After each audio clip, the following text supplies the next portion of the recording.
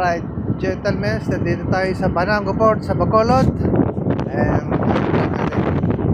si JNT Yunyi na puti, 10-wheeler wing van. Ayan, ayan, nag-unload yung barkong Mekong galing China. Ayan yung bigas galing China.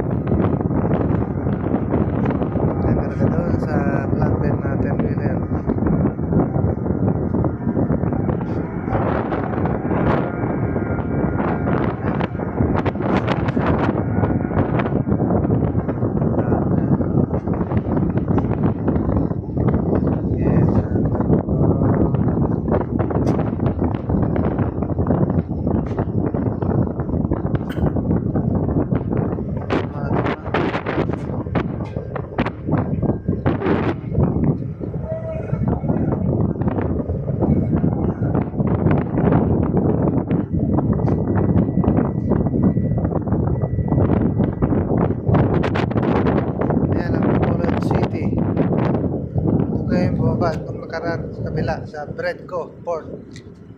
Puro wing van ang naka-standby dito. Itong truck namin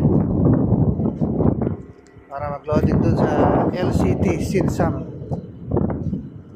Tignan natin yung barkong sasakyan natin. Sinsam Shipping LCT. Ayan, ito sasakay. Luma siya. LCT 718 Sinsam Shipping. Ayan siya. Ayan, sasakyan natin.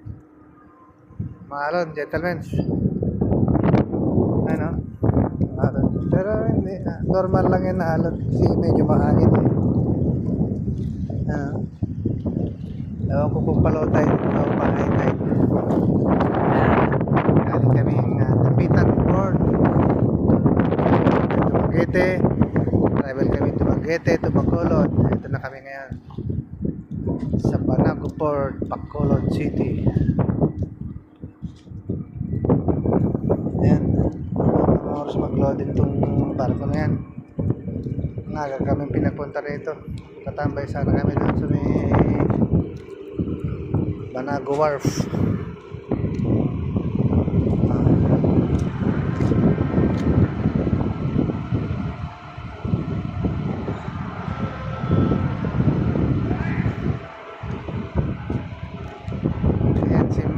MV Mekong.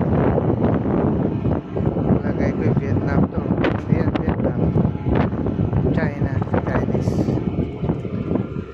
Ayan. Ayan. Sakin natin si Fau Yunyi JNT na puti. Sakin ang tangke niya.